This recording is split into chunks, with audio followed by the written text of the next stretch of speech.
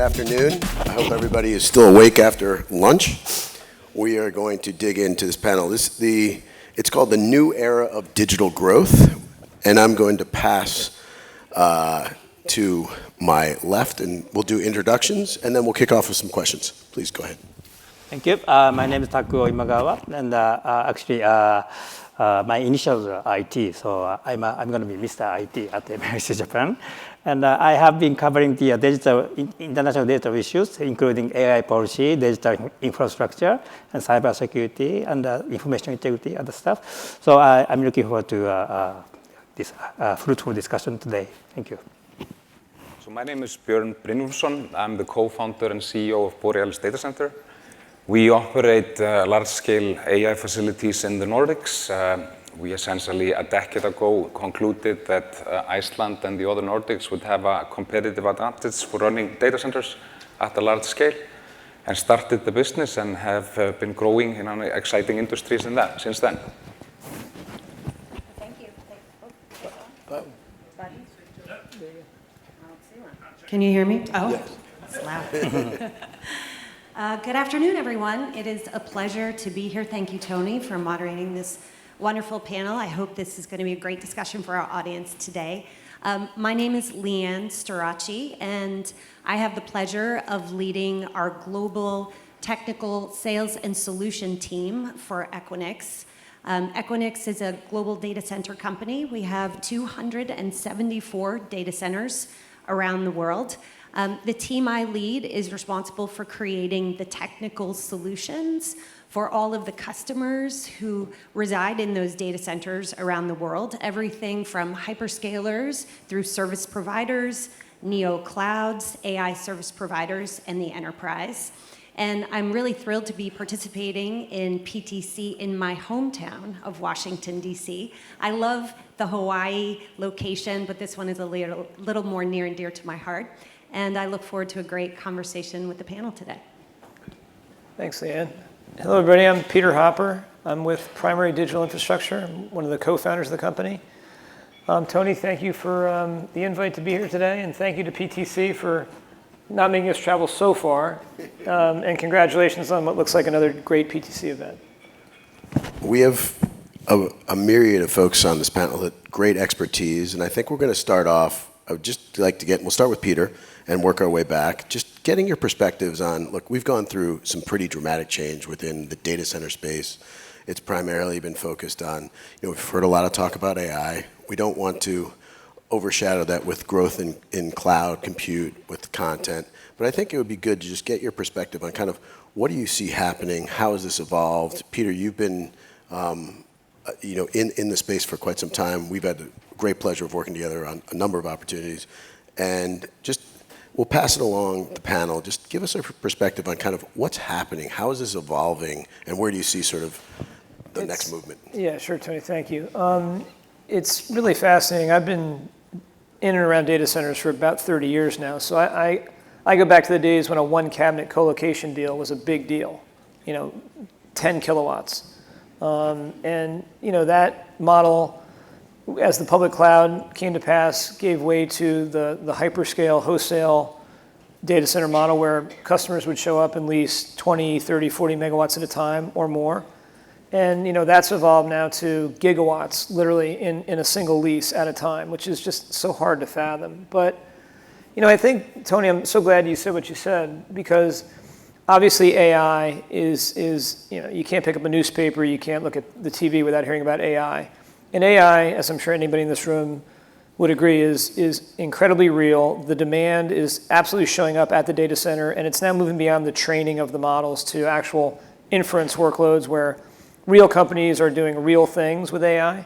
I'd really encourage everybody, if you haven't seen it, to pull up the video of Mark Benioff's earnings call like 2 calls ago, where he coined the term digital labor and talked about how Salesforce is using AI to develop products, design them, deliver them, real products that they charge real money for, not sort of pie in the sky stuff. But, the evolution of the space from sort of that regional retail colo model to where the data center industry is today has really been driven so much by growth of the cloud. And I don't think that gets talked enough about in this whole discussion around demand for data center capacity. The cloud is, if you sort of add the hyperscalers together, is some version of a $120 billion a year business that's growing at 30% a year still. I mean, if you think about the amount of data center capacity, new capacity it takes to support that level of growth off of that large base, that to me is still the fundamental driver of all this demand for data centers. And then on top of that comes all this inference demand for AI, which is now really hitting the beach, so to speak. And the two things together, particularly with AI being 4 times as power dense workloads as sort of traditional cloud workloads, it consumes capacity much faster. The combination of those two things has created just this unprecedented amount of demand for new capacity. And for the operators, it's wonderful, right, to have all this demand, but it's also a challenge. Like, how do you keep standing up capacity, particularly in places where you need it, as power utilities run out of power, and whether that's running out of generation or the ability to distribute the power to the locations where you need it. It's a very dynamic space. There's lots of opportunity, but there's a lot of challenges out there too. Go ahead, please. Thank you. I would agree with everything that you're saying. As being an operator, we're certainly seeing and facing the opportunities with great enthusiasm and balancing those with the challenges and the realities that not only face our industry, but many industries that draw on the same resource pool in order to fuel growth. And whether that's access to land in different environments around the world, access to power, particularly renewable energies, and some of the challenges of where renewable energies are created and how to transmit that energy to where it needs to be consumed, most of which is on a backbone of grid infrastructure that is older than we are as in our lifetime. And so there are a lot of challenges and bottlenecks with being able to do that efficiently and to meet demand. On the solutioning side, maybe just to expand on what you were saying, Peter, on the solutioning side, I've been with Equinix for 7 years, and in that time working with clients, whether that's hyperscalers in their cloud environments or enterprises, I have seen densities increase 5-fold. And the challenges, or I'd say opportunities for innovation to cool equipment with hybrid cooling, liquid cooling, those technologies, and some of the challenges that it puts on our existing infrastructure. And as we think about new builds, that's another opportunity for us to be able to solve. I've also seen our solutioning in order to deliver business outcomes, which is what customers are really trying to solve for, become much more technically complex in terms of that solutioning. We're not just taking servers out of somebody's telco closet and moving them into a cold space. We're putting them in ecosystems where connectivity and interconnection and different cooling technologies make advancements in digital transformation possible. And so there's a lot more, I'd say, architecting and engineering that needs to happen in order to make that possible. And then there is a partnership component in that no one is delivering this solution on their own. Equipment manufacturers, carriers, and other connectivity providers, data center companies, local communities, country regulations, regional nuances, I would say, are also at play.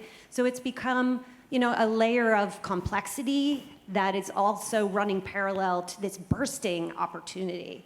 And I think companies that find a way to build collaboration, the minister and I were speaking a lot about collaboration yesterday. How can we continue with collaboration, which is why PTC is such a beautiful event to bring people together to understand how we can help each other to solve these problems. I think that's going to be key in us moving forward with our digital agenda to the growth and the progress that we're all looking for. It's been an interesting morning for me listening in on some of the items that have been discussed here. The industry is growing at a tremendous pace, causing all sorts of challenges. You hear that even what Bill said this morning about the US potentially not having enough power to fuel the AI needs. The fiber subsea cable systems changing from being built for populated areas, now being built for power availability. It's quite an interesting change. I'm excited about it because it's a good fit for the Nordics where we are operating in general. So we've been talking about moving data and not moving power for a fairly long time because it's at the root of our value proposition. We tend to like to serve continental Europe out of Iceland, out of the Nordics, and send data across and not our energy. The orders of magnitude and complexity of moving energy around it's order of magnitudes more than moving data.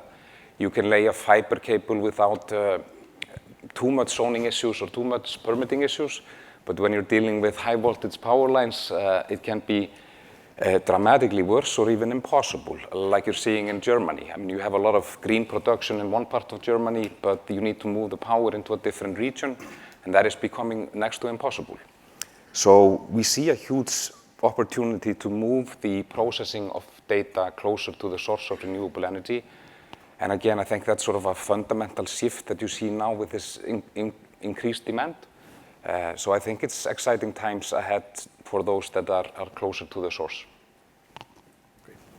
Okay, I'm from the Japanese government, and I have been in charge of the promoting digital infrastructure with the cooperation with the other countries. And digital infrastructure is increasingly critical for national security or national economic security, and needs to be resilient against threats such as disasters and accidents and cyber attacks.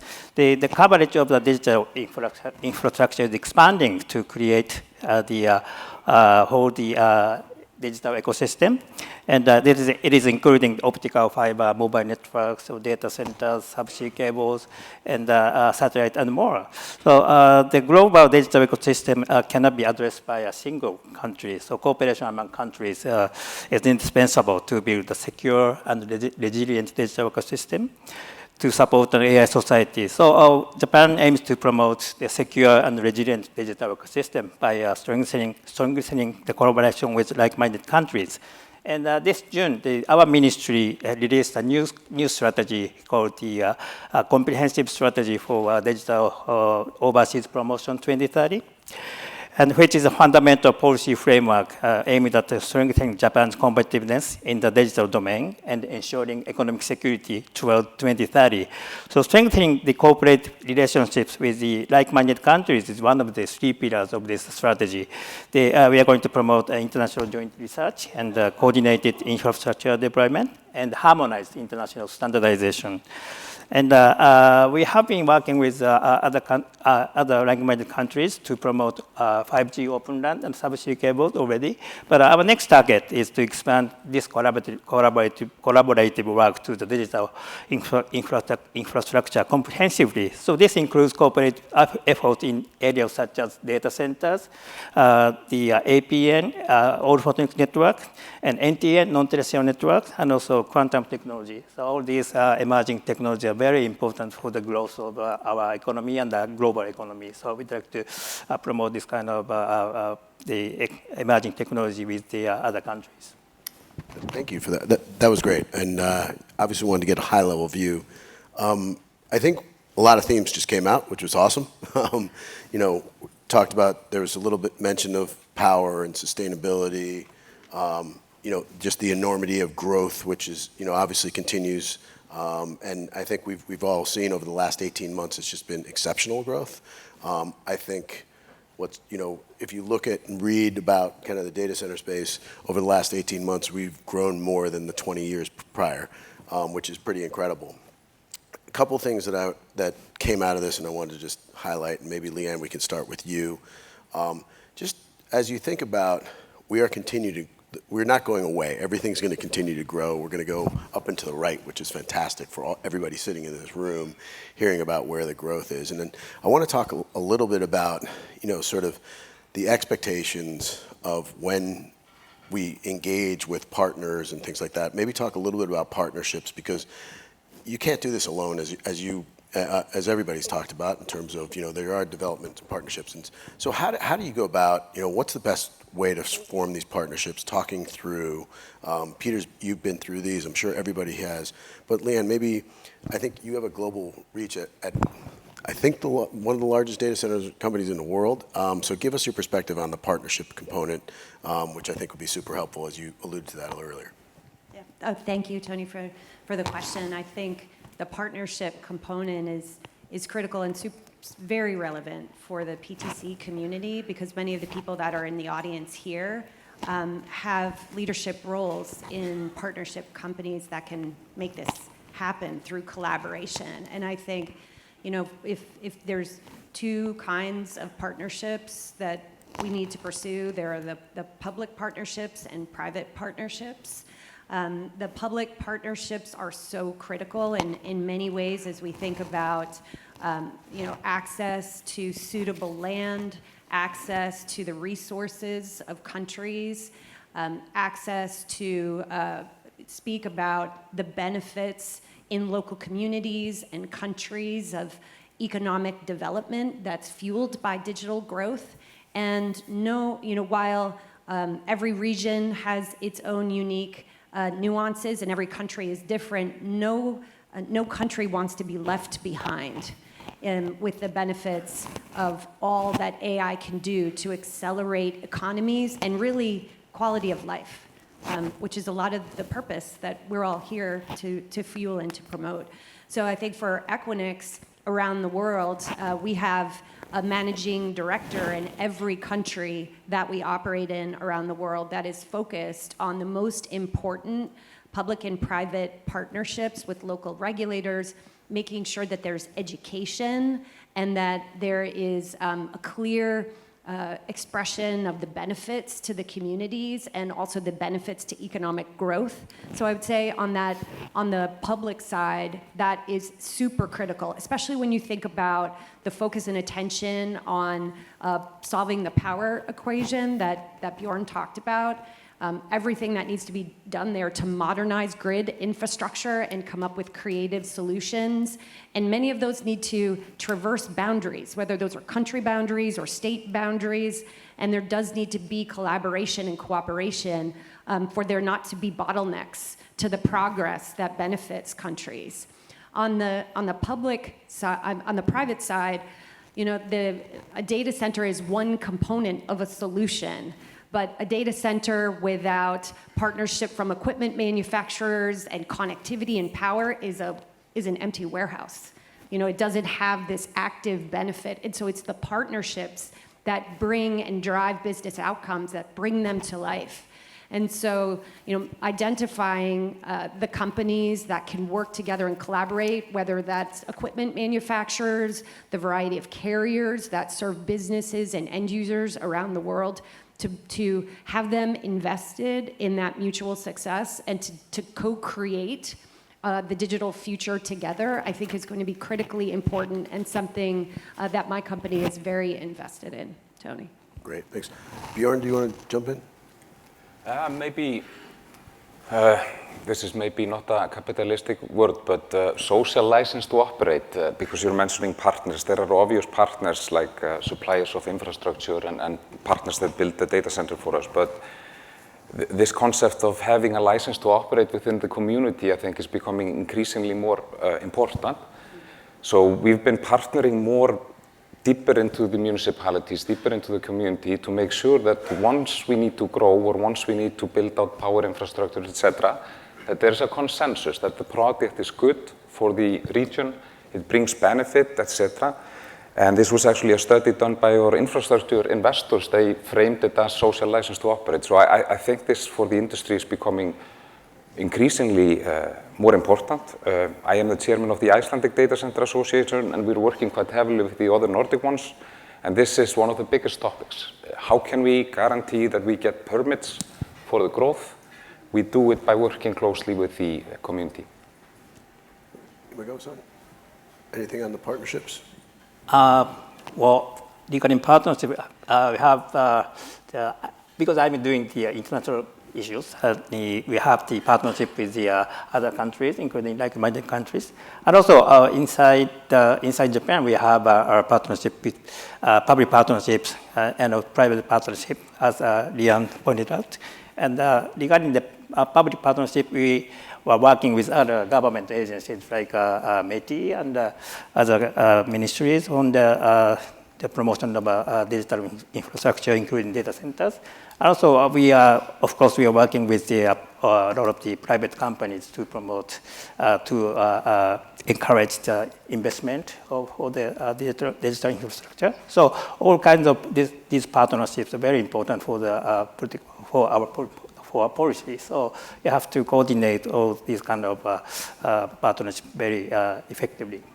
Peter, I think you have a unique perspective in that you were an operator, you're in the financial space now, you've done a lot of deals. It'd be good to get, you've kind of seen the full gamut of how these, not only the operating partnerships work, but also the financial partnerships work. Maybe give a little perspective on that would be super helpful. Sure.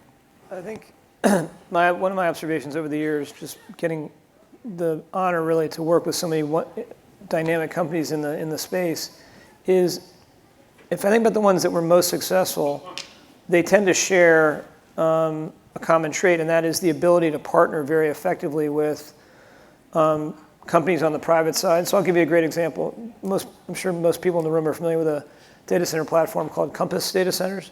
It's founded and run by a guy named Chris Crosby, who's been in the industry a long time. Chris and Compass have done a fabulous job partnering with their key supply chain vendors. And literally those vendors have set up separate production lines to make equipment for Compass. And Compass has a very specific design that they kind of repeat over and over again. And what that turns into is Compass has amazing ability to develop with velocity. And developing with velocity is so important to their customers, who want constantly more capacity. So their ability to turn capacity up in a very predictable, fast way is a real competitive advantage. And they've gotten that through some very innovative partnerships with their key suppliers. On the public side, going back 5, 10, 20 years, the partnerships on the public side weren't as important, although we're sitting in a region of the world where, and I don't know if Buddy Reiser's in the room. Buddy, if you're here, you ought to stand up and get a huge round of applause, because I don't think Ashburn, Virginia becomes the most important data center market in the world without the very forward-thinking regulatory stance that Buddy took in Loudoun County. So now, as the minister mentioned, most countries around the world have realized we can't be left behind, to Leanne's comment too, we cannot be left behind when it comes to AI. So countries realize we've got to have some sovereign AI capability. And not every country is going to develop OpenAI or the leading model developers, but they know that they've got to have the infrastructure there to support sovereign AI workloads in their countries. So you're seeing all sorts of announcements out of France, partnering with the public utility there to spur development of high density data center capacity to support AI. And again, what the governments can do is, as Leanne said, make land available, speed permitting, to Björn's comments, where in order to these are billion-dollar. We're very involved in the Stargate project down in Abilene, Texas. This is a multi-billion-dollar project that capital will not flow in to support those things without certainty around regulatory environments and things of that nature. And again, we've got, we now bring the data, Björn alluded to this, we bring the data to the energy now versus bringing the energy to the data. We bring the data to where the energy is, which is why West Texas, Western Pennsylvania are emerging important data center markets, because there's energy there, lots of excess energy, both green and carbon-based, or at least green in the case of wind in West Texas.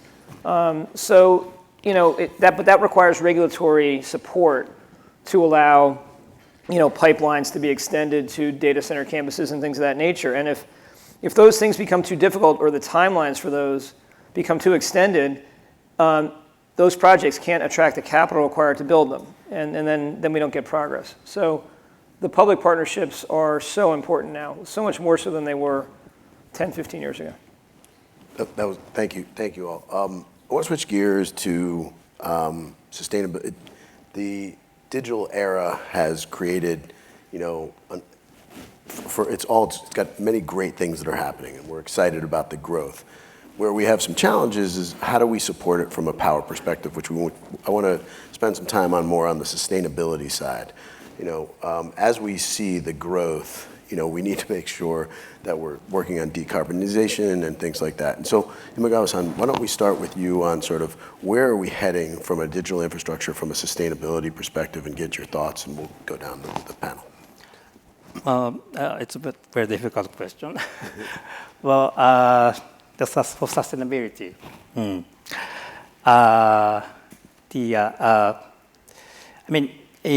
In this kind of topic, the relationship between the new technology and also regulatory approach is controversial always.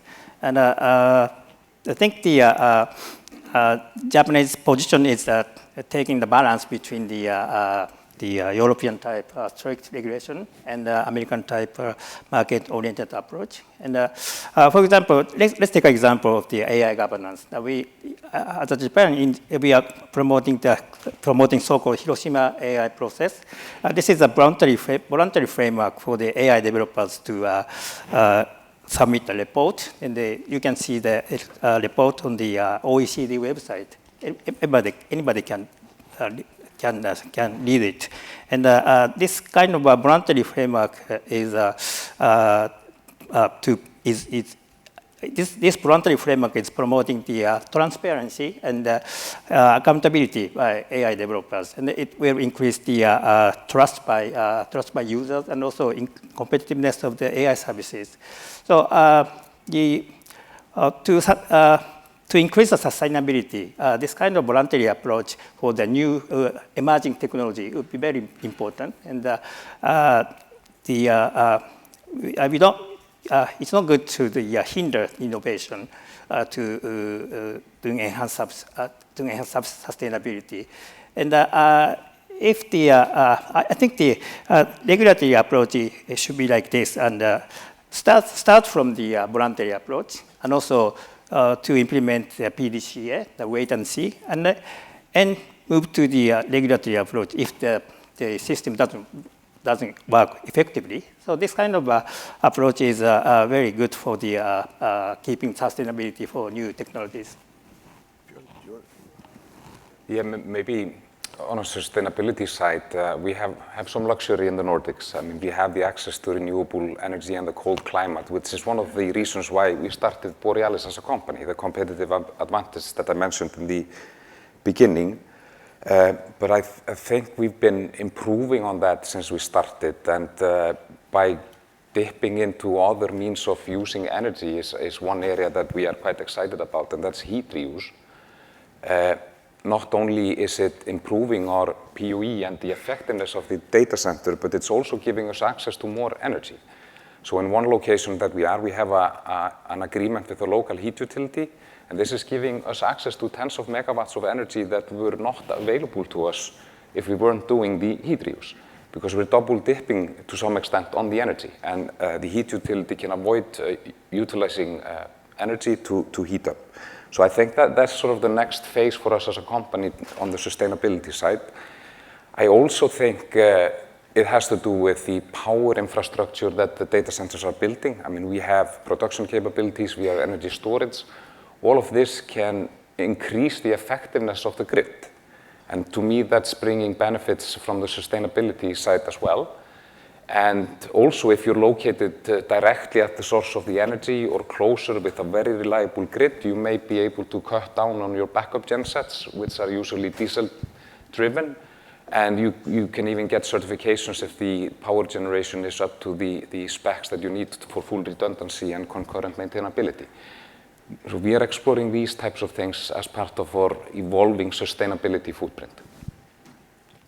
I was going to say, Björn, it's super unique where you sit from a sustainability perspective. I mean, I think specifically in Iceland is actually been a pioneer in terms of where things are going. Maybe also, if you could, do you mind touching on the geothermal as well and talking a little bit about that? Yeah, so geothermal is really a luxury.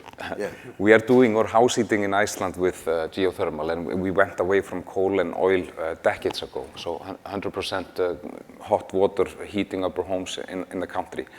But geothermal is a nice energy source, very efficient, but tricky at the same time, because when you're using geothermal, you are either using the energy or you're blowing off steam. So if you're not consuming electricity, you're basically letting steam go out in the air. So you want to have customers that have a relatively flat usage profiles. And this is where data centers can actually be quite valuable as an off-taker. So there are representatives from a geothermal production here from Iceland. I encourage you to find them if you're interested in the geothermal power. They can talk longer than I can about that, but it's really a source that we are proud of and is beneficial. Sure. Leanne, do you want to jump in on sustainability? Yeah, please. Sustainability is such a rich topic. We could have a whole panel and talk about how it's interlocked with the way that we think about growth, sustained growth and progress in this industry. If we exhaust our resource pool, there isn't any growth. You know, all of the trillions of dollars that are being earmarked for fueling digital growth requires us to collaborate, to use our resources, whether those are supply chain resources, land resources, energy resources, with care, consideration for the locations that they're in, and with an intolerance for inefficiency and waste. There just isn't enough raw material and power for us to consume it in the manner in which we have been. It will become exhausted. We won't be able to realize our digital aspirations. And so I think companies are taking it incredibly seriously. One, making sure we have teams of people that are focused on it. I know at Equinix we have a sustainability department that is part of our executive team and looks at ways we can grow our business in all of the markets we operate in around the world, for the 270 locations that we have and the 659 that we're currently building, in the most efficient way. And then when it comes to power, thinking not only about innovations which allow us to use our existing power more efficiently with greater PUE, as Björn was saying, but also what are new sources of power that we could consider and investigate. Everything's on the table. We've talked about wind, we've talked about solar, we investigate nuclear as an option as well. And also, how do we move power? We talked about this modernization of grid infrastructure and how important it is for local regulations to focus on that, so we can move power from where renewable energy is created and move it to where it can be consumed in a manner that's more efficient. We also want to think about digital inclusion and how we can bring the benefits of a digital world, a digital economy, to more communities, to spur growth and quality of life, and all of that requires a focus on that angle of sustainability as well. And I think what's going to be interesting to see is, running parallel to AI advancements, are advancements in sustainability that are fueled by AI. So using AI to help us cool more efficiently and configure data centers more efficiently, use raw material and supply chain most efficiently, from just-in-time productions to the way that we warehouse and move equipment around. I think AI the benefits are incredible, what we could see there and how that can help on the sustainability angle as well. I want to switch gears here a bit. Peter, I'm going to start with you on, we've talked a lot about what's going on today, which is great, and we're seeing this, but I think it would be good to get your sort of thoughts on the future. Where is the digital age? What are the areas we're going to have more challenges with? Is it people? As people, some of the folks have done very well in the space and don't want to go to work, or there's, we need to train the younger generation, or is it? How do you get in that club? Or, we've obviously talked to power challenges, but we're, as more and more of our economy becomes digitized, I mean, we've seen, we've effectively gotten, when Uber came around, it transformed how we ride today. When Expedia and Orbitz came around, it transformed how we travel today. That is going to continue in life, and it would be good to hear, how we play a big role, the digital infrastructure. So Peter, just kind of getting your thoughts, and let's come down the panel. Sure.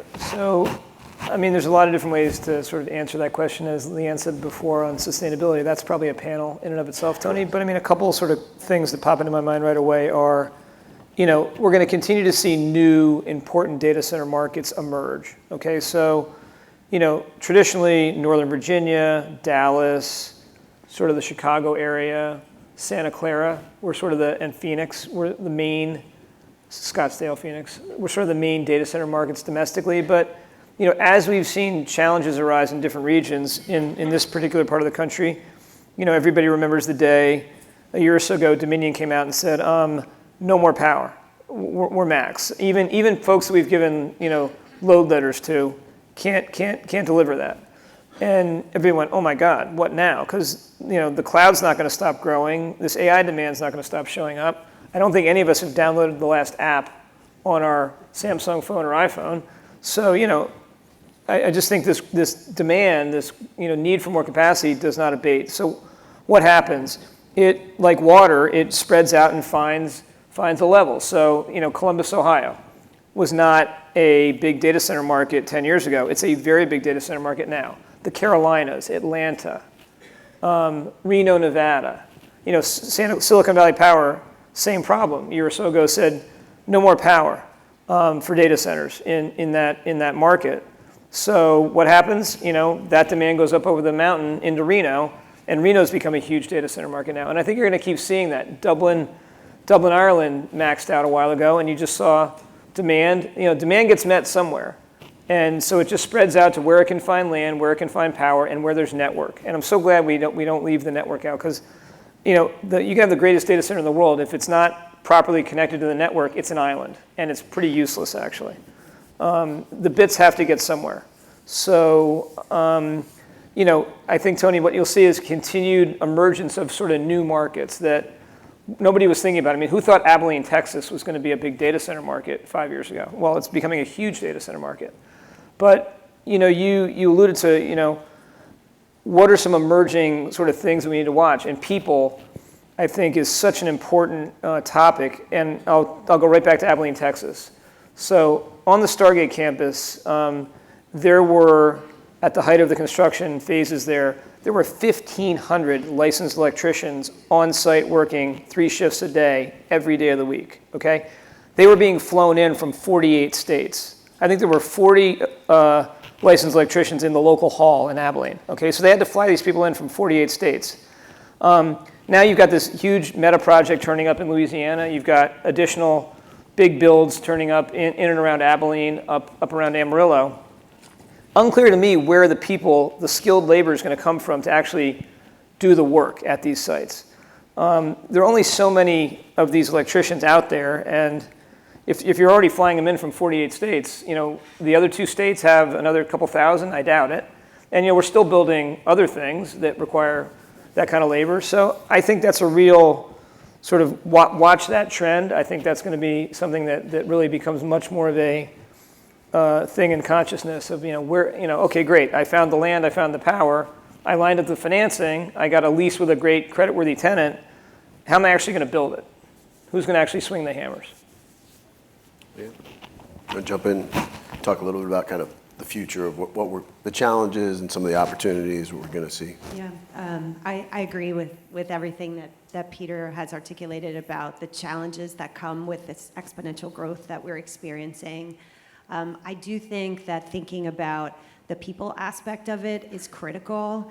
I know companies are focused on what their talent pipeline looks like and how we're going to try to create programs to invest in the next generation of skilled workers in this space. And that's something the company I work for, Equinix, is very committed to in terms of creating pathways for people to learn skills and to also create bridges from other areas like sports and athletics and the military and pathways for people to have a career in technology, which will be essential there. I think that the advancements, if we think about the next 10 years, which is, it's hard to predict what's going to happen over the next 10 years. It's a long cycle time there. But I think advancements in AI will change the way that we live and work over the next decade. I think AI running in the background of the way that we work, the way that we think about healthcare, the way that we move around in transportation will be much more integrated. I also think that there will be more blur between the physical world and the digital world, and we need to be really prudent about the way that we as leaders shape with purposefulness the way that that happens. And I do think, to go back to the other topic about sustainability, growth will fuel innovation because, as Peter said, the growth, the demand will find a way. Whether that's a location or an innovative solution to make it happen. I think the innovations that will be born from this are going to be just incredible, but the responsibility that comes along with it is something that we have to balance to make sure that it's done sustainably and that we use AI to fuel eliminating somewhat of is administrative so our humans can do really important work, and also so that our communities can benefit from all of the digital advancements it's going to provide. I was just going to add that I think one of the other things you're going to see more and more of is sort of more of a, I guess, manufacturing approach to building data centers where a lot of the kit, if you will, is assembled sort of off-site, shows up and is sort of put together like an erector set on site. That requires less people on site. You can create efficiencies by having lines that produce skids of electrical gear, of cooling gear that then just shows up, is shipped to the site, and is assembled as opposed to all of it being built bespoke on site. And I think that's one of the ways that people are going to have to tackle the labor challenge. Agreed. Please go ahead. No, a very good point. Move some of the work off-site, but generally I concur with the human part of it, and we are working quite heavily with the universities in our locations. In Finland, for example, the local university actually has a data center line that we are now hoping to replicate deeper into Iceland as an example, where they are training data center technicians to be able to handle the compute side of the equation. So all of that is good and supportive, but I think we will need more of that given the growth path of the industry. Maybe sort of on a note regarding Iceland and the Nordics, we are amongst others here to talk about a new fiber cable connecting Iceland and the US. There was a lot of talk today about resiliency and reliability. And one of the arguments for that is geographic separation from the current transatlantic routes. So I think it's important to look into the future regarding projects like this. This is probably something that governments and private can work together in terms of paving the way for. And I think it's important that we look forward regarding projects like this to unleash the power capabilities in new regions and be ready when we actually need them. So yeah, that would be my final thoughts. Imagawa-san. Thank you. I'm from the government side, so from the government side, I think it's very difficult to pick up the certain technology or services. So I think we should rely on the market and let technologies compete with each other. And if there's a market failure, we could put some regulatory approach, and that is important for to increase the new services. I joined my ministry in 1990, and there was no internet, no email, no smartphone, of course. But it is very difficult to anticipate which technology wins. So that's the very important thing. And also, digital covers a broad area. So for example, the data center is a digital field, but it's connected to the energy constraint right now. And so we are working with the energy agencies under METI on the location of data centers. And network policy should be including digital network and also power grid. So we are closely working with the energy agency, and we established a new strategy called What With Collaboration. So this kind of the inter-ministry approach is very important. So we should cooperate with other ministries very closely. Thank you. So I think, first of all, thank you all. I think it was, it's quite unique to talk about the future because we're changing so fast. And if you think about what's happened just this year, I mean, in the last 3 months, we've seen innovation happen. We're going to see, so trying to predict it and getting everybody's thoughts was super helpful. We are out of time, but I want to thank the panelists. This was awesome. Thank you very much. Great insights. And I look forward to the next panel. Thank you very much.